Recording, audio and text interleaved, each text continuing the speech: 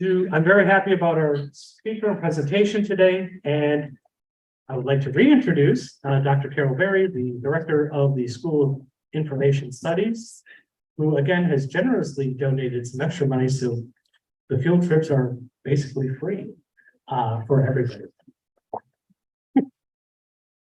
And we can thank the generous people, our students who pay tuition in LSU Online for that.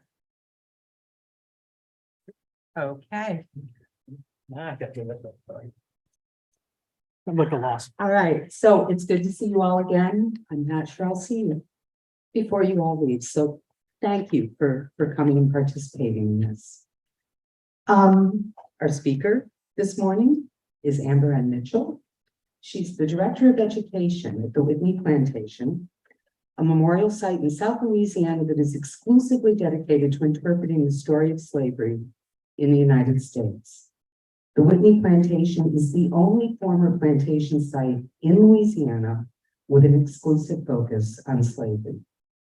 As a public historian, Amber strives to tell the stories of underrepresented peoples in cultural institutions, helping them become more accessible to all people. She has a background in community engagement, public programming, and experience design, with degrees in history, a BA and an MA from Wayne State University and Indiana University. So please welcome Amber.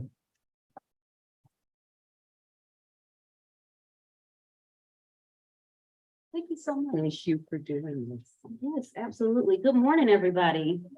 I know it is bright and early, 9:15, but we're gonna make it happen today. For those of you who are visiting Whitney today, we are so glad that you're gonna come out and see us. Drink water. Don't fall out at Whitney Plantation because it's hot. I'm telling you, it's gonna be really hot, especially if you aren't used to Louisiana weather. So today, so I just wanted to make sure I put that caveat beforehand, and now we'll get to my actual conversation today, which I want to again thank the AERI organizers for inviting me out to speak with you all today. I've been very, very excited coming off the high of Juneteenth. This past weekend, we had a huge, very successful event of 800 people coming out to see us, which was a lot of fun and very booked and busy. So it's exciting to be able to share more about Whitney Plantation with each of you and hopefully shed a little light on what you are going to experience today or hopefully come back and experience later on. So a little bit about me, as was just said, I'm Director of Education. I have the privilege to be able to help cultivate the stories that we share with 5th through 12th graders as they come to Whitney Plantation. I'm a native Detroiter. I'm not from Louisiana. My folks are from the South Carolina and Georgia. I'm a descendant of enslaved people from those areas. And so it's wonderful to be able to share the history of slavery and the history of Africans in America, especially from a Louisiana context, and be able to have that privilege of being able to be allowed to share those ancestral stories. And I guess before actually we move into that, I just always like to know a little bit more about my audience. So just by a show of hands, I got a couple of questions for you. How many of you have been to a plantation in the US before? All right, cool. How many of you have been to Whitney Plantation before? Okay, even fewer. And then how many of you are familiar with the history of slavery in the US? Okay. Good. All right. So we aren't starting from scratch. Perfect. Thank you so much for sharing that. So who are we? Who is Whitney Plantation? So Whitney Plantation is a 18th century sugar plantation that is specifically preserved to tell the story of slavery in Louisiana, using Louisiana as a lens actually to tell a national and international story, as well as, of course, connecting that story to the legacies of what's happening today. And so our mission as an institution is to educate the public about the history and legacies of slavery in the United States. And we envision a global community that is aware of slavery and its lasting impacts on the US. The site in and of itself has been in existence since 1752, so it is older than the United States itself. and has operated at its location, I guess that's 271 years now. It had always been a indigo and rice plantation prior to 1800, when then most plantations in Southeast Louisiana switched over to sugar because the processing of that cash crop was made easier. And so since then, that site has operated as a sugar plantation, and to this day still grows sugar on site. The site in and of itself was opened in December of 2014 by our founder, John Cummings, who's a retired trial lawyer based out of New Orleans. And in December of 2019, we became a 501c3 nonprofit. But of course, right after that, we get hit by COVID, of course. And then for not surprising for this area, we also get hit by a Category 5 hurricane that sat over our area for 7 hours, which caused other significant damage on top of the economic impacts of COVID-19. So this is our second year of not having an emergency as a nonprofit, which is exciting. And so I came on board actually in June of 21. So it's been a very intense couple of years, but it's wonderful for us to be able to welcome and grow our visitorship from what it was prior to December of 2019. So the site in and of itself is a collection of original buildings, preserved buildings that were brought specifically to preserve for educational purposes, and then also a collection of monuments and memorials. And so the site in and of itself, its original name was Habitation Hydell. As I mentioned, founded in 1752, and the Hydell family who lived there until 1860, both Black and white Hydells. And over time, we know of about 400 people who were enslaved over the course of that time of the Hydell ownership of Habitation Hydell. It gets its name Whitney Plantation post the Civil War, when it was bought by Braddock Johnson, who essentially was a carpetbagger who came down, was buying up properties after the Civil War, and he named Whitney after one of his grandchildren. So where is Whitney? This obviously doesn't show Baton Rouge, which is where y'all are. So if we take, so you guys are on the other side of where Whitney Plantation is, but we are about an hour in between both New Orleans and Baton Rouge. So we are smack dab in the middle. And you'll see a lot better once we walk through some of my later images. This layout of the site is just like this. We have our Welcome Center, which most people will enter through. Our Antioch Baptist Church, which is a Freedmen's Church from 1870, founded in Paulina, Louisiana, which is just across the river from us at Whitney, and specifically brought to Whitney to preserve. It was donated by the congregation of Antioch Baptist Church, which is still in existence about 10 years ago and has been preserved with us ever since, as they built a new church. We also have 2 original slave cabins, original to the property, several others that were brought to preserve from other plantations around Louisiana. And then probably our 3 oldest bits of oldest spaces on the property being the big house, the kitchen, and the French Creole barn, which were all built around 1792.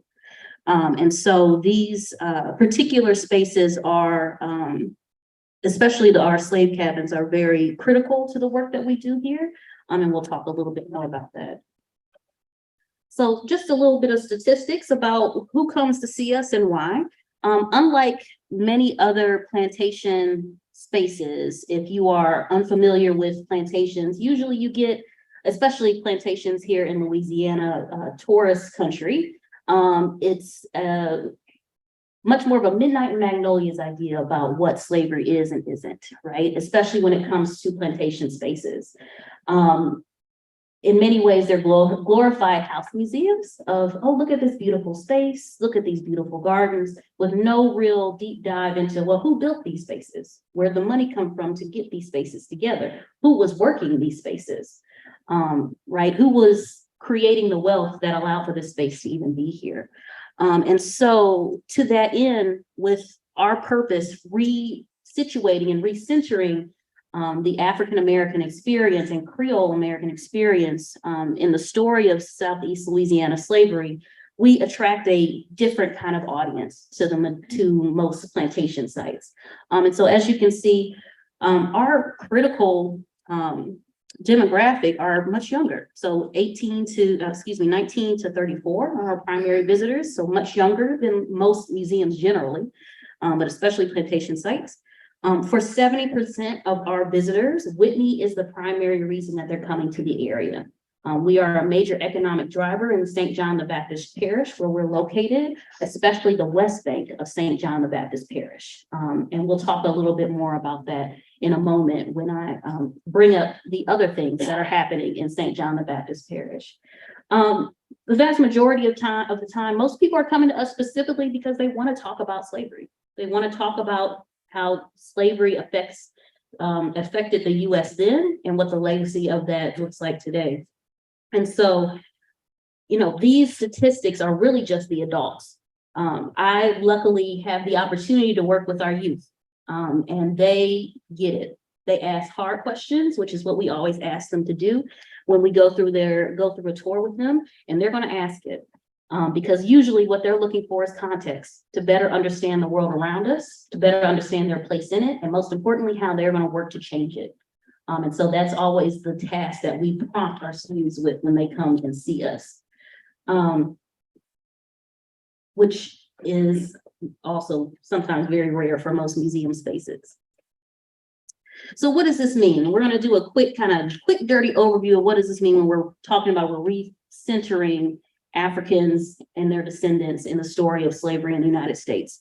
Well, that means that we're talking about this large trade, the triangular trade that moved this large mass movement of people from West and Central Africa over into the Americas. So North America, Central America, and South America, where their labor, of course, was the primary conduit by which raw goods was produced and then shipped both north into other parts of the colonies and shipped over into Europe, where Europeans then processed those goods and turned them into resources to feed back into that trade of captured Africans. Ultimately, Africans and African Americans and Creoles of color are the primary catalyst for the industrialization of our modern world. There cannot be a modern world without talking about the legacy of slavery, because without the labor, and when I say labor, meaning both physical, mental, emotional, and reproductive, in the case of women, there would not be a world as we know it today, at least not a Western world. That also means that we're talking about the largest mass movement of people, unwilling mass movement of people in our modern world as well, where we have 6 million plus Africans that are pushed from West and Central Africa over into the New World. As we can see, when you look at North America, only a small chunk of those people are actually coming to the United States. A lot of them are going to Brazil and other parts of South America, and of course, the Caribbean. What does that also mean? That also means when we're talking about the US specifically, we're talking about also a system of capitalism that is built on the backs of enslaved people within the United States as well. Within Louisiana context, there are 2 mass movements of people into the state. Of course, we have the transatlantic slave trade, but then we also have the domestic slave trade, where slavery becomes out of fashion up north, but they still have to make money off of those last bits of people that are building the wealth of our major industrial centers like New York, Detroit, parts of Ohio, Philadelphia. Folks are being sold south and being sold into the harsher slavery of the southern United States. And so this really is picked up after the 1830 Indian Removal Act, which pushes indigenous people from the US South out west. Their lands are left behind and transformed into plantations that are then worked by those people who are moved south. Right? So we have large mass movements of people, unwilling mass movements of people that literally have built what our comforts look like today. So when we're talking about this, especially with young people, getting them to understand that there is a true debt owed to Africans and their descendants, as well as indigenous people in this country, because without them, there would not be this country as we know it today. So what does that also mean? That we're reformulating people's ideas about what slavery in the US looks like as well. Slavery looks different in the United States for a few different reasons. As we know, slavery happened everywhere. It happened throughout human history, because humans sometimes just do terrible things to each other. But what slavery looks different in the US is in a few different ways. One, it becomes race-based, meaning that your race, being Black, being African-American or a descendant of Africanists, gets attached to being enslaved, specifically by your status being considered based on the status of the mother. So if an enslaved woman has a child, and she is enslaved, that child is also enslaved, regardless of whether or not the father is free or not, regardless of if the father is Black or white, right? So you have that race-based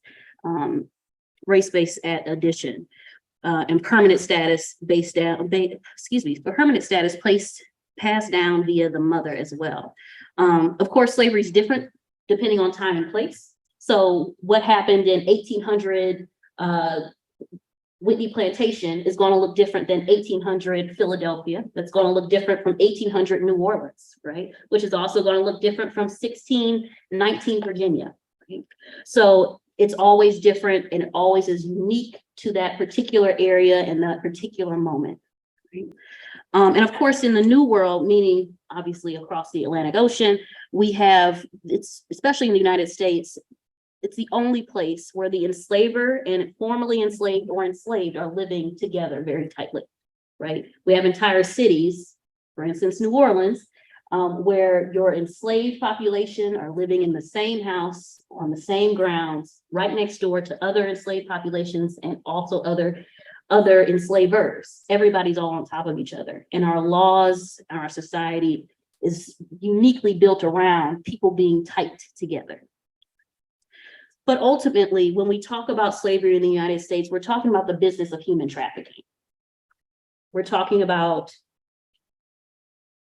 the foundations of our modern world being built on the unfree labor of Africans, African Americans, and Creoles of color, and the genocide of indigenous groups.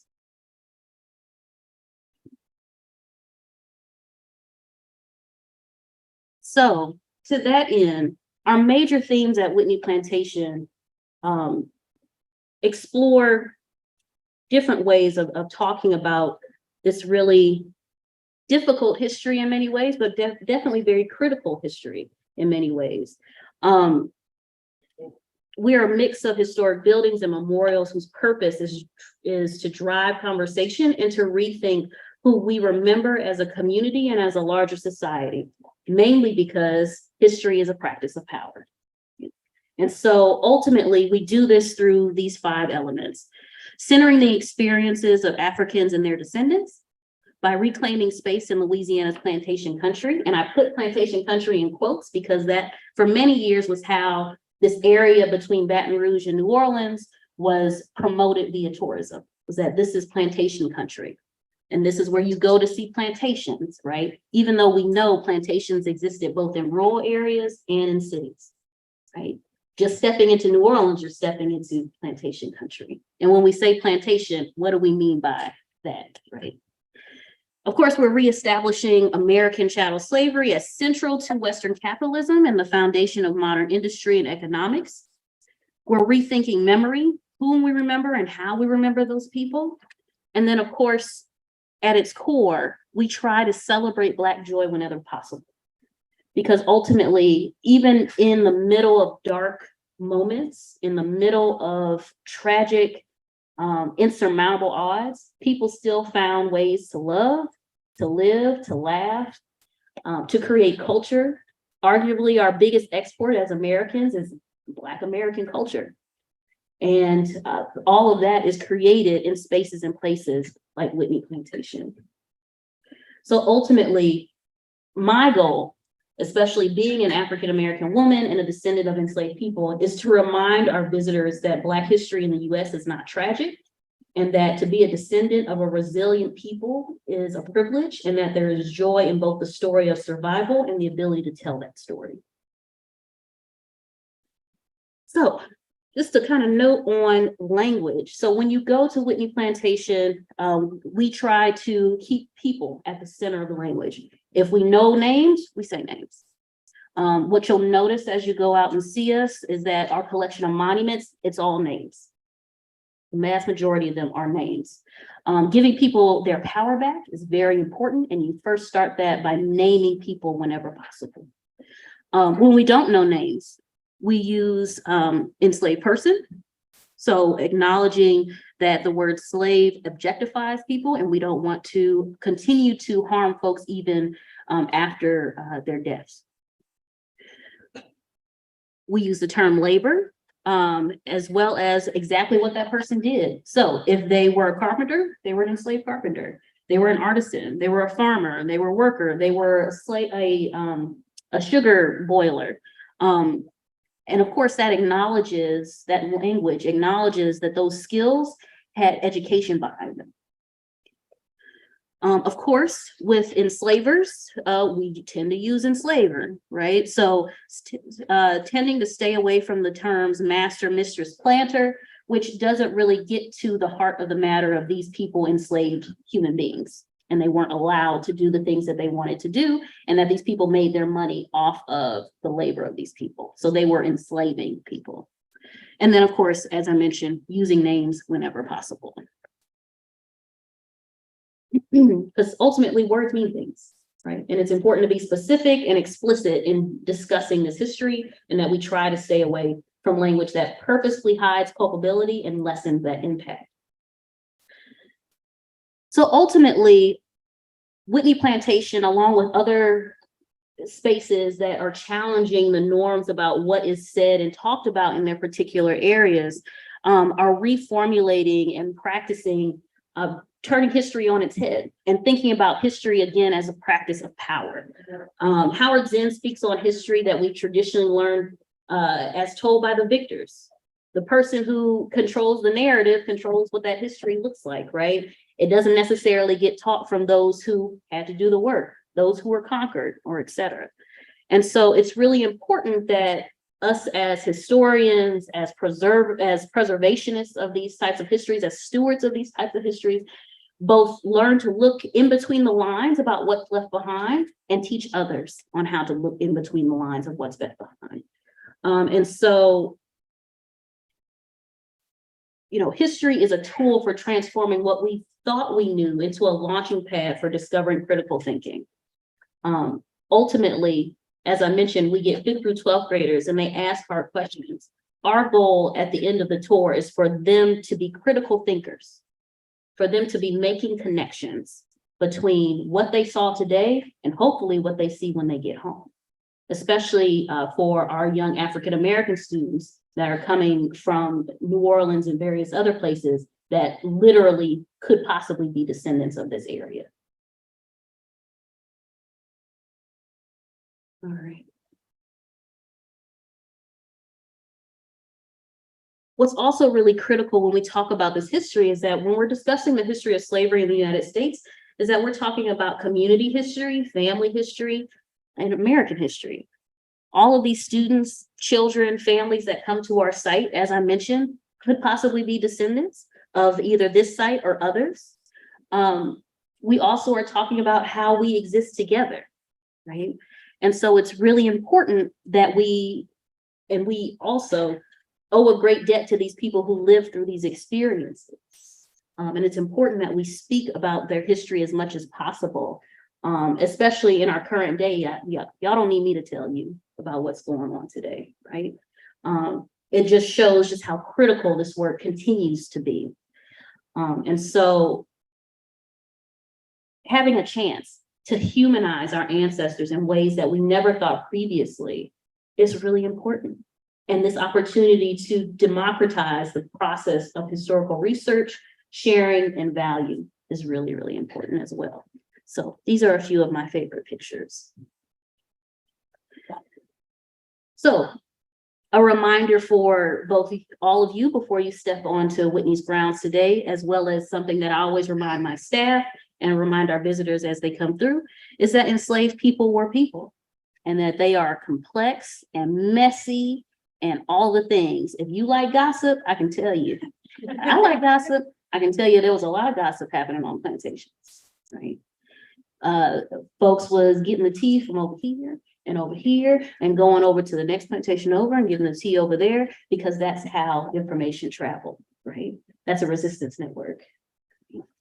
Remembering that, again, even in dark times, there are points and opportunities for resistance and joy. That doesn't undercut that this system was tragic and hard and difficult and unfairly turned people into property. But there is a wonderful ability for those people to have survived all of that, for somebody to have loved long enough to have a baby, who had a baby, who had a baby, who had a baby, who had me, right? It's amazing to think about, is that these people found opportunities for resistance and joy. And that resistance oftentimes looked different to everyone. It may be something as big as the 1811 German Coast Uprising that you'll learn about today. It may be something as simple as they're yelling at me and I'm not going to get bucked because I need to survive for another day. Survival is also a valid form of resistance as well. At the root, slavery in the Americas lays the foundation for many of our current social and economic challenges.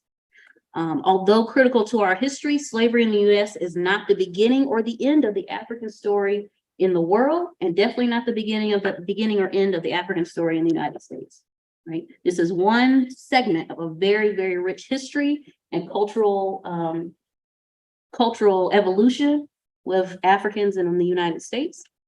And then just a reminder for all of us, unless you are an expert, which none of us are, we are all at the beginning of this journey of learning about this history and learning how to connect it and learning how to transform it into information that is usable for our visitors, our young learners, and learners of all ages, really.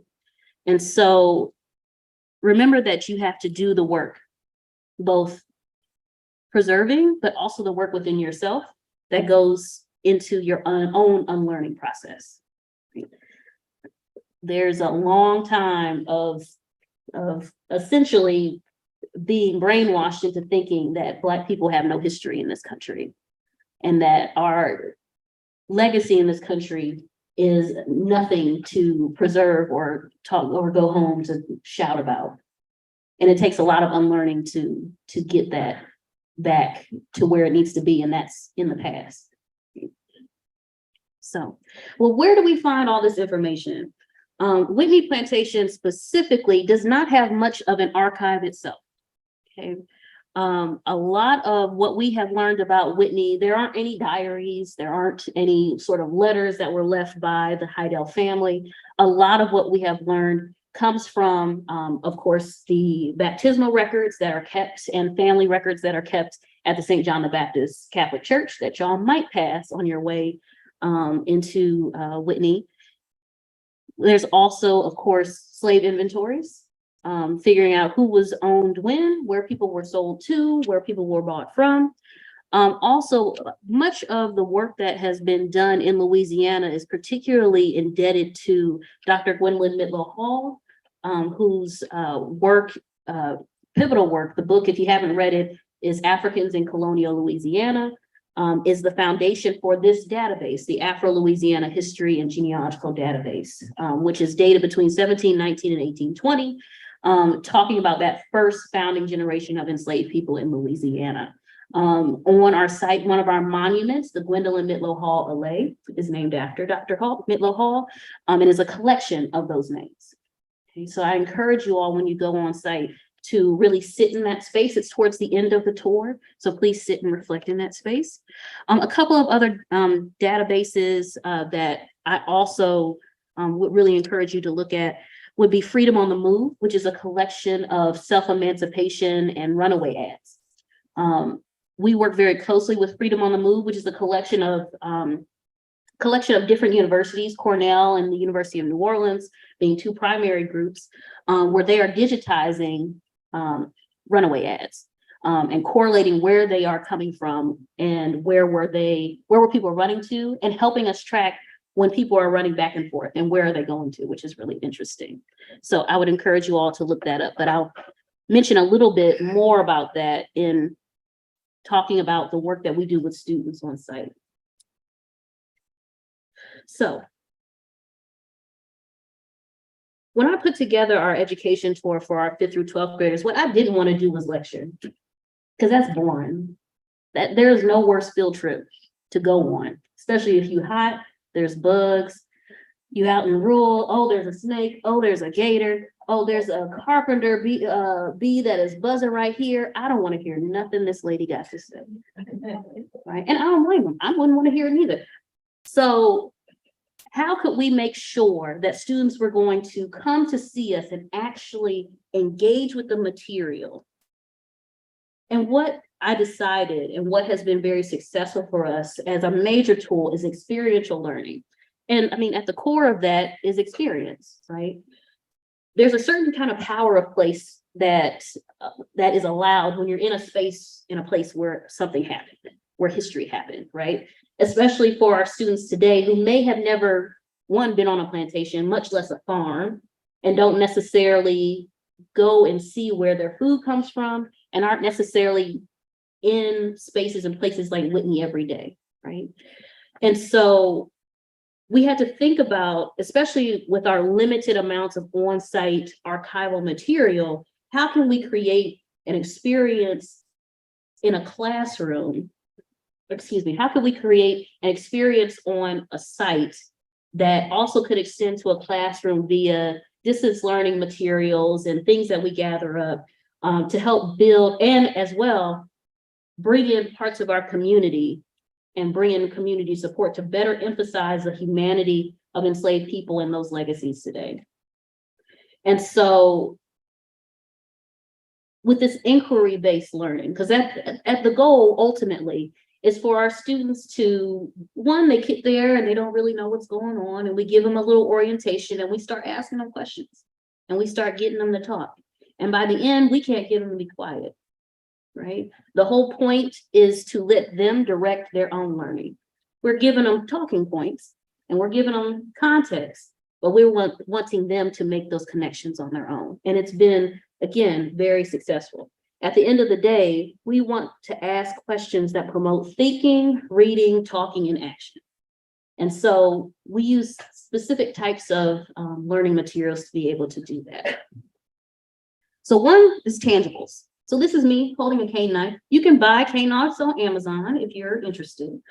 And as I mentioned, we grow sugar on our plantation. We still do grow sugar. And so one of those things, just showing them how do you cut down sugar? How hard is it to cut down sugar? And if you don't know, it's hard, right? Especially for me, who the most I do is maybe wash dishes and play video games, trying to cut through this 10-foot tall stalk of sugar cane, cut off all the bagasse or the trash off of the sides of it and get it prepped for processing, and having to do that over and over and over again. Having the students also be able to touch and feel on sugar cane. A lot of them have never touched it before, never smelt it before, right? It smells very sweet because it's sugar, right? Some of the kids are very brave and try to chew it and like, don't, but yes. But ultimately, it allows them to connect back to this larger land. So this is our descendant community of Wallace that's right next to us. And Whitney is just on the other side of this row of trees back over here. It allows the students to connect back to that history about where does food come from? Where does their food come from? What is sugar in? And also thinking about how hard it is to grow sugar. There's a interesting phrase that comes from slavery of brutality in cotton and death in sugar. Sugar, if you're sold south to Louisiana sugar country, you are as good as dead. The time frame for life expectancy is about 10 years because it is a very difficult and strenuous crop to grow. People lose limbs all the time, putting things through the grinders, boiling houses, which is where sugar is processed. That's going all day long. During the sugar reaping season, which is September to January, you're working from can't-see to can't-see, right? You're working from dawn to dusk processing sugar, or dusk to dawn if you are working a night shift. It's a dangerous crop to grow. And so being able to demonstrate how sugar is process and how sugar is cultivated is one such way of creating an experience for students. We also like to use art. And so especially in our area that we call Maroons Alley, which is not officially on the map, but I'm trying to get it there, where we talk about Maroon resistance and runaways and what life would have been like living in swamps on the edges of plantations and in clusters of trees, which is where Maroon colonies would have really set up, especially close to plantations where they can run on, get resources, pull more people out with them, right? And so for this particular piece, we use this art piece called The Hunted Slaves by Richard Ansell, which is a piece that is in Liverpool, I believe at the International Slavery Museum in Liverpool. And we asked them to analyze this primary source. Tell me about this picture, right? What's this painting of? What are some of the things that we see in this image? Who's Richard Ansell and why would he paint something like this? Who's the audience for this, right? What might have been the dangers of being a runaway, right? So asking them while we're in this swampy space to analyze this swampy picture, because they're definitely on the edge of a plantation. These stalks here are sugarcane stalks. We're talking about trained guard dogs, trained bloodhounds that are tracking people, and what that desperation might look like. If you see over here, there's a little bit of a snake that's in existence here. So there's natural dangers as well, but that risk, the benefits that come with that risk. Right. And again, this works very well with classroom teachers, seeing that these are things that they can also bring back to their classroom. It helps the students also do a deep dive into primary source analysis, which ultimately, if we're thinking about critics of quote unquote CRT, the best thing to combat them with are primary sources. So like, okay, you can argue with me all day long. Can't argue with a document from that era, right? And then a place-based tangible. So I mentioned Freedom on the Move and their runaway ads. This is one of them, right? And I'm just going to read aloud what it says. This is from the Daily Picayune from February 2nd of 1853. $50 reward, ran away from the plantation of J.J. Hydell. We know that name. Parish of St. John the Baptist, 2 Negro boys, age about 14 years, named Prince and Alex, speaking French. Said reward would be paid for their apprehension and delivery to P. Maspero at 28 Bienville Street, New Orleans. Right? Runaway ads can tell us a lot in just a short period of time. Okay? They're readily available online. If you use tools like Freedom on the Move, they have them correlated to various locations, states, cities. This one in particular we use because it's connected to the Hydell family, right? J.J. Hydell, Jean-Jacques Hydell is the son of the original founder of Habitation Hydell, so Ambrose Hydell. This is not at Whitney Plantation, it's a neighboring plantation. If you look at a map of the area, everybody is intermarried with each other, and everybody's either a Hydell or a Becknell, and they're all going down the river. And it's interesting because we have 2 boys who've run away. We have Prince and we have Alex. We know that they're 14 years old. At age 14, these young men would have been definitely out working in the fields. Why? Because Louisiana Black codes would have had them at 10 years old considered an adult, right? For a lot of our students, when they come in here with them either being 10 or just turning a little bit older, they're like, but I'm only 15, I'm not grown, right? It also tells us what they're speaking. They're speaking French, but we know that based on where they are in St. John the Baptist Parish, we know them being African-American, Negro, colored, they're more than likely also speaking Creole, right? They're navigating this space. But something really interesting that we always like to point out is that they aren't going back to Jean-Jacques Hydell. Their apprehension is being paid out by Pierre Maspero. Okay? Pierre Maspero was a slave trader. And they aren't going back to, or when captured, they wouldn't be going back to St. John the Baptist Parish, they'd be going to New Orleans. Especially for our students from New Orleans or those who are staying in New Orleans and going into the French Quarter, they recognize this name Maspero because there are 2 restaurants in the city of New Orleans in the French Quarter named after Pierre Maspero. There's Cafe Maspero, and there's Original Pierre Maspero's. One of whom, I think it's Original Pierre Maspero's, is at 28 Bienville Street. So in just looking at this map, we're connecting both past to present, and then we get the question, the inevitable question from our students of, they're naming restaurants after slave traders? They're naming restaurants after slave traders, sweetheart. What are you gonna do about it? And it also allows us to talk about, again, who gets remembered and how do they get remembered? Because we don't remember Clinton Allen, but we can remember P. Maspero. So a couple more experiences that we create, especially for our younger audience. Sometimes occasionally we get littler kids, so the babies, second, third, fourth grade. But I will also say that the adults really like this activity as well. We've had to become creative in the types of resources that we bring in, especially centering young learners, because again, we don't have a formal collection other than our buildings. We use the story of Henry Box Brown. Excuse me, and if you're unfamiliar with Henry Box Brown, he was an enslaved man in Virginia who was a carpenter in, I believe, Richmond, who, snooze. He was an enslaved man in Richmond, whose family was sold away from him. And his method of resistance was to build a box and mail himself to freedom in Philadelphia.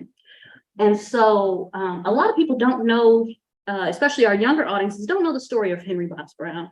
And so we brought in this really great book by Ellen Levine to tell that story. And we also have them create freedom boxes. So on the outside, we ask them to talk about where they feel the most free. And why do they feel the most free there? Write a little note to themselves and drop it in the box and then decorate it, right? Something as easy as just having an art exploration can allow us to, again, humanize these people that we're talking about. And also get them to think about, what does freedom mean? Especially in spaces and places where freedom wasn't allowed for everyone. So, but I will say that adults really like this one too. And then lastly, our last activity that we work with students on is, because also we're a collection of memorials, asking them to create their own memorial. When we bring classes through our memorial spaces on site, we use these spaces to continue to talk about memory and history as a practice of power. And this particular activity asks the students to think about what they would want to see memorialized. Sometimes we get students who are drawing their family. I got a kid a couple days ago who wanted to draw his Fortnite character. I'm like, do you, my friend? You know, if that's what you want to make a memorial to, you do it, because you have the power to do so, right? So let's explore ways of remembering, and let's think about ways of how we remember spaces and places. And so what's the impact of all these sort of feel-goody inquiry-based styles of learning and tour design? Well, what happens is that we have, by combining our primary sources and place-based learning questions, our students are using self-inquiry to guide themselves through essential knowledge, especially if you think about, if you aren't familiar with Learning for Justice, which is the education arm of the Southern Poverty Law Center, I would highly encourage you to look at their resources. I actually just this past winter went through their educator training, even as a museum professional. There were also several librarians and archivists who were in their training as well. I would highly encourage you to get certified in Learning for Justice, American slavery teaching, especially creating resources for students. But if you'll notice at the bottom of each of these, activities, I attached what essential knowledge is attached to, right? Which allows us to be able to help teachers understand we're hitting these standards. This is where these standards hit in the classroom. And so I mentioned that by the end of the tour, our students are the ones leading conversations. And ultimately, well, why does that matter? Why does it matter that students are leading conversation? Why does it matter that students are asking questions? Well, because students are learning to navigate our society that is built on all of these issues, and that they have to learn how to navigate it. And it's better for them to be able to learn how to make those connections in a place where it happened and be able to build off of that information in the classroom and to be a better support. Because ultimately, I do what I do, not just to help students themselves, but to also support those who are doing the work every day in their classrooms, to help the parents who are also asking these questions, right? And to create resources for all of them. And it's critical that our young people, but everyone, but especially our young people, are introduced to both the good, the bad, and the ugly of history, because it's going to inform their worldview, because it shapes how the world views them, ultimately. And so we start adding value to this history for our students by connecting it to what's most important to them, their communities, and their lives. Also, of course, I always like to add this tidbit from Van Osdale, the first R, how children learn race and racism. By the age of 5, children are already defining themselves by themselves and their communities by race. Kids understand what differences are. We see it every day, all the cutesy videos about, oh, mommy, my skin is dark and their skin is light. Kids do that because they're observant and they talk, right? They understand differences. They're learning the US racial hierarchy and the global racial hierarchy. But especially for young students of color, self-esteem and racial pride is directly tied to how we speak to them about our collective histories. And so we have to find value in our talking about our history, and we have to start when they're young. So now is the time to be looking at those differences. So why else does this matter?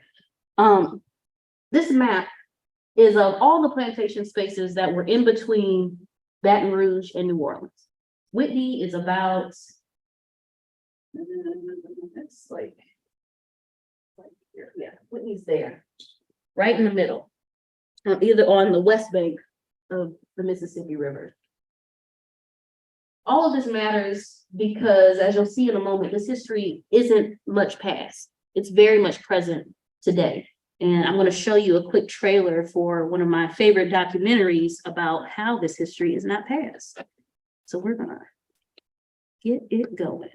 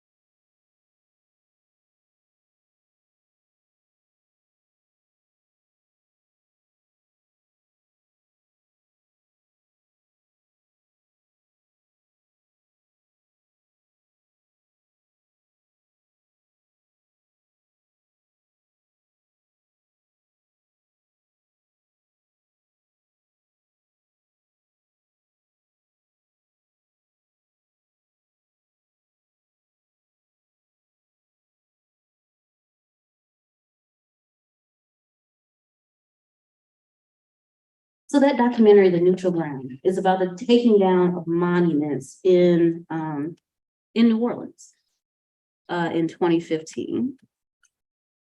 And let me go back out. In 2015. And people are still having arguments about those monuments today. In 2023. I bring that to you because that history is not past. People are still fighting the Civil War in both the South, but globally, arguably, right? This history also isn't past because if you remember that map that I just showed you of where all those plantations were, this is that same map, but each of these dots that are listed on this map are petrochemical plants that are built on former plantation spaces. between Baton Rouge and New Orleans. This swath of land here is known as Cancer Alley. It's known as that because of all these petrochemical plants have polluted the environment, so the highest concentrations of cancer in people are found in this area. It's also not a coincidence that these places are in the middle of descendant communities, slave descendant communities. Right? This is a battle that's only picking up steam here since the EPA and other groups have gotten more involved. But these are legal battles that are also being fought on a daily basis. In our community, the Descendants Project, which it was founded by Joe and Dr. Joy Banner. Dr. Joy used to be our director of marketing at Whitney, and she and her sister founded the Descendants Project, which is a collective, which is a nonprofit collective of descendant peoples, enslaved descendant peoples that are fighting climate change and the encroachment of big industry in our area. They're currently leading a battle against a grain terminal that is looking to be built literally on Whitney Plantation lands, historic Whitney Plantation lands, over what we know to be 3 burial sites on what was formerly Whitney Plantation lands. This group is also organized enough to be able to pit descendant communities against each other. I mentioned that we're right by Wallace. We also we're actually kind of right on the edge of Wallace, Louisiana and Edgard, Louisiana. These are our 2 descendant communities that we are smack dab in between at Whitney. There is a huge battle between those descendant communities against each other about jobs that come along with grain terminals. And in a lot of those conversations, the people who are actually going to stand to make the millions of dollars off of this build out are never in the conversation. Ultimately, what they're asking, when I say they, I mean the builders of this grain terminal, our state government and our local parish government are asking Black communities in Edgard, Louisiana, to choose between jobs, health, and history, ultimately. And at what point is that fair?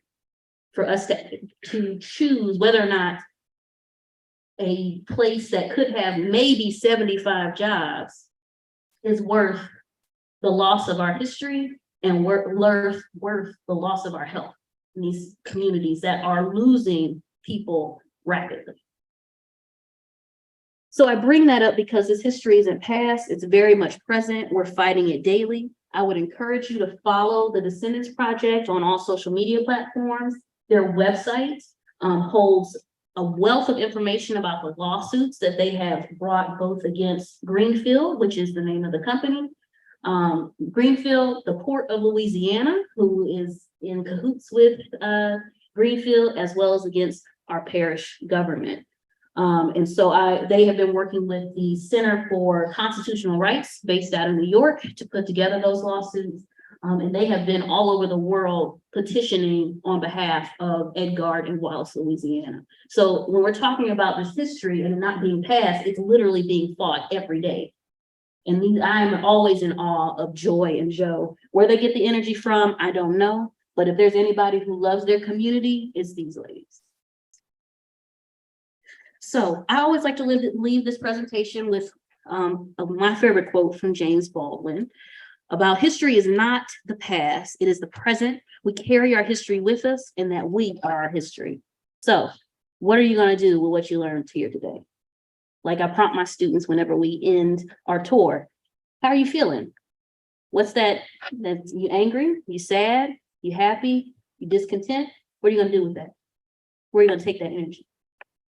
What are you going to take? What's one thing that you learned today that you're going to take home with you and teach somebody else? Right.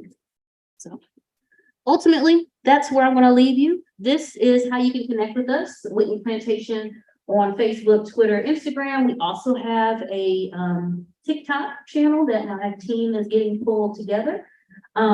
We have a podcast. If you want to continue to listen to my voice, you can listen to our podcast, Filling the Soil. You're not sick of me yet. And of course, here's my email address as well. On this QR code, it's a collection of our resources that the education team has put together for people to use. Please share far and wide. We'd love to connect with you. We also have a new education newsletter that you can sign up for as well. So thank you all for your attention, and I look forward to any questions.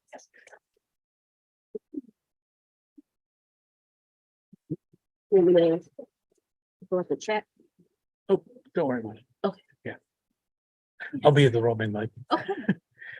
So I think we actually have time for one or two questions, and then would you be willing to stay after? Sure, absolutely. So I'm going to do the shortest route possible. And I'm just planning one too. There we go. Okay, thank you.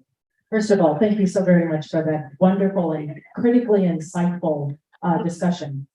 2 points. One takeaway for me is you have cited a documentary film, The Neutral Ground, that I'm going to use with my research writing students during the fall semester. Wonderful. So yes, that's a takeaway for me. Also, what is so very profound about your talk is state legislatures, as we know, across the United States are cracking down on discussions about slavery, race, and racism. And in classrooms and school boards across the country are banning books. And you even highlighted a children's book, Henry in the Box. That certainly is worth note as well, that I'm certain may even be on the chopping block for censorship. Certainly you've noted a number of areas that the Whitney Museum is engaged in. How is your organization responding to a national discourse that is actually looking to practically eradicate the very presence and history of the Whitney Museum? What types of statements are you making that looks at addressing a national discourse that is perhaps stating we do not see the significance of a Whitney Museum. We do not see the significance of sustaining critical conversations about race, even the attack on critical race theory. What's the statement or the position for the Whitney Museum? That's my question. Thank you for that question. I really appreciate that. I will say that formally, there has not been a statement put out. Mainly because we've been concentrating on all the emergencies that have been on site, as well as the ongoing battle. However, from my point of view, as Director of Education, creating these resources and other materials has been my way of pushing stuff out. We have also recently, I just published an article in Learning for Justice magazine about the work that we do and the importance of that. I go out and do talks, and I can drop a link. It might also be up on our website already. It's been an adventure of the last several months, so it might not be up there yet. But that article is up and available. I go out and do talks as much as possible. We have been working to up our distance learning activities as well. So we just wrapped up a grant from the National Trust for Historic Preservation to build out our distance learning program, and we just received, as of Monday, a $100,000 grant from IMLS to continue to build out our distance learning program. So thank you, I appreciate that. So even though the organization itself has not formally put out a statement, me, myself, and the work that we do, especially in empowering my team to do the work that they do every day, is making a statement when the organization isn't. Absolutely. Though I hear you and I'm pushing. So you can only fight so many battles at a time as one person, but I understand, I agree with you. And at the very least, what we all can do is to shout out fascism when it comes to play. Yes. Right. And so making sure that we are shouting down those who literally are just loud, because ultimately they're not talking at all. Because the fear is not the children. All of these conversations that we're having about teaching CRT, like, y'all define what is CRT. You don't even know what that is. Number one, you heard somebody say it and you're repeating it, right? So like, define what CRT is. When you say that people are groomers, what does that mean? Like you're just spouting words and you're not actually here doing the work, right? It's easy to say teachers and librarians and all these people are bad, but they aren't here doing the work. Yes. Right? They aren't fighting the battles that we're fighting. And so my goal in the work that we do is to support those who are fighting the battles, right? Because ultimately, we're a private nonprofit. We don't get any funding from our state government. We don't get anything that we get no support. I'm primary grant writer. That's me. So, the work that's been done has been in-house and a labor of love. We can't do it all, but what we can do as a private nonprofit, because who won't check us, right? Is put out the information and get more resources and pull more funding to put those resources out in the hands of people that need it. So thank you for that question. Thank you. Thanks for it. So I'm gonna start with thank you. Amber, thank you so much for, I think you mentioned in talking about youth, right? The idea that they know, they're aware. They are. They're just so thirsty for like guidance from us and like in particular guidance around topics that just don't make sense. On a logical standpoint, they just want us to help them make it make sense. So thank you for that. My question is both like a request and then a question. We have a lot of visitors that are not like from the US context, and so they may not know about the Supreme Court potential ruling that is in place. So if you would like to speak about that, I think a lot of us would benefit from that. I'm also happy to speak about it. But my question to you is not a firm believer that universities are the end all be all of educational institution and spaces. And so if we get a bad ruling, I think that the Whitney Plantation is an exemplar of a space where we will continue to learn about these things, regardless of what happens with that decision. So I kind of want to hear, if that's something that y'all have already started thinking about, or like if there's a good way for some of us to like also think of if our universities do not continue to or can no longer be safe spaces for these conversations, how can we then lean more towards places such as this? Would you mind explaining to the larger group? Yeah. Because there's a lot. There is a lot, I know. Okay, so I'm sorry. no, it's okay. I'm trying to think. So June, a lot of times is when the United States Supreme Court, like our highest legal court system in the United States, passes rulings. And this year, there are a number of what they call blockbuster rulings. One of those is on a discussion around how affirmative action is unfair for Asian Americans. That unfortunately is the petition. Affirmative action is a piece of legislation that has in a variety of ways allowed that were underrepresented, whether based on their ethnicity or their race, to attend universities. So it's like, I'm sorry, now I'm blanking, community colleges, 4-year degrees, that paved the way for everything from like the establishment of fellowships, also the establishment of departments around ethnicity studies, Black studies, Asian studies. And so a lot was built on this legislation. And so right now, the petition or like the filing is trying to discredit affirmative action as being unfair. It is not the first time that this has been brought up to the Supreme Court or various courts. And from what a lot of us understand, it is utilizing underrepresented people of color against each other. And so like, before we've seen like, people who identify as white or like of European descent have said that affirmative action is unfair for white people because it like takes away their slots from going into university. And that was one discussion. And now they flipped the script and say that it is unfair for other ethnicities and other races because they have not been as racialized as some of us have been. And so that affirmative action needs to be not even reformed. They really want to take it down in whatever way or chip away from its legitimacy. And so there is a potential ruling going to be decided at the end of this month, and that really affects a lot of universities in particular, especially if you're a public university. where a lot of our funding and a lot of our academic freedoms to speak about topics are going to be in jeopardy. Our jobs are going to be in jeopardy. And so that's kind of, if you want to read more about it, that was the nitty gritty. I think if you go to like the ACLU, the American Civil Liberties Union,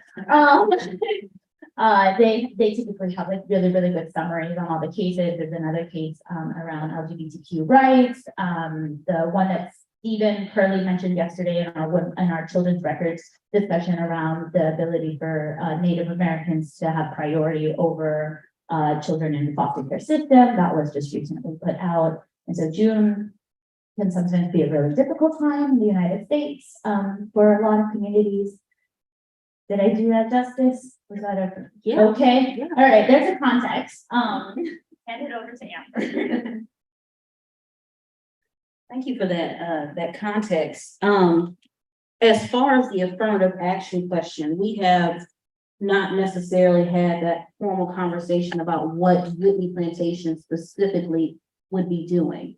However, there is a large coalition of public historian spaces, so archives, libraries, museums, especially if you look up museums and race or the Empathetic Museum, I would encourage you to look up some of their work because I know that they have been doing that work.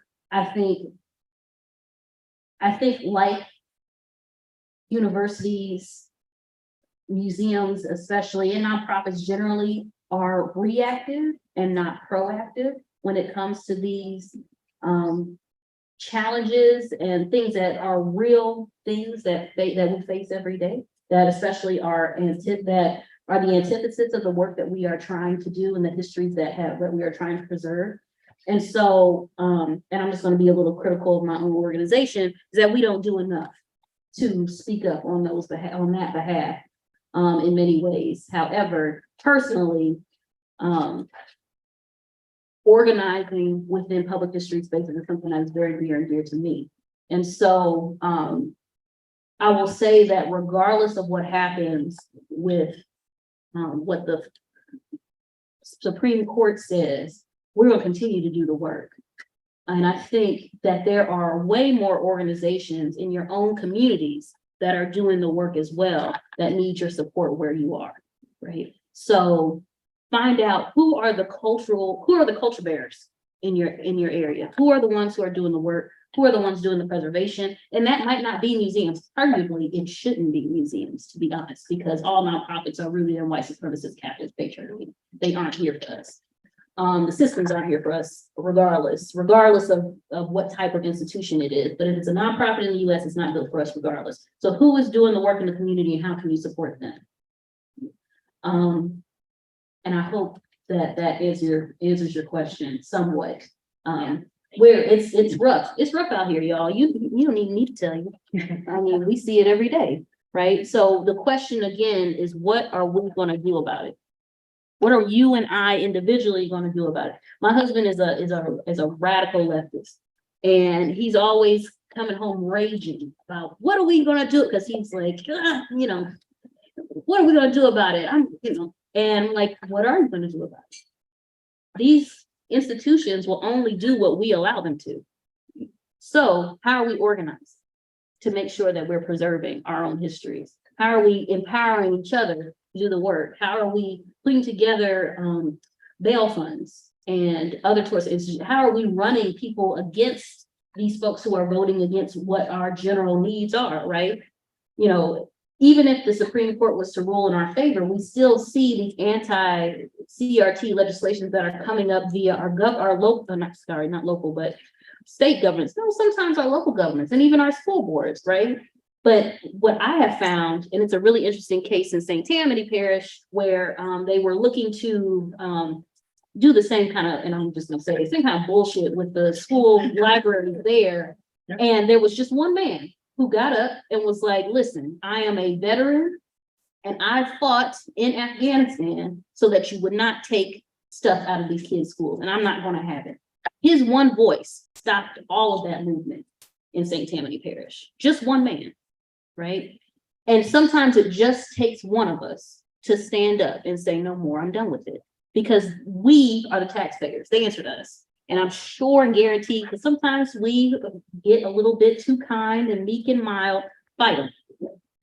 Fight them, ultimately, because we, especially descendants of peoples who had no voice, folks died for us to use our voice. So the least we can do is speak up, the very least. So, thank you.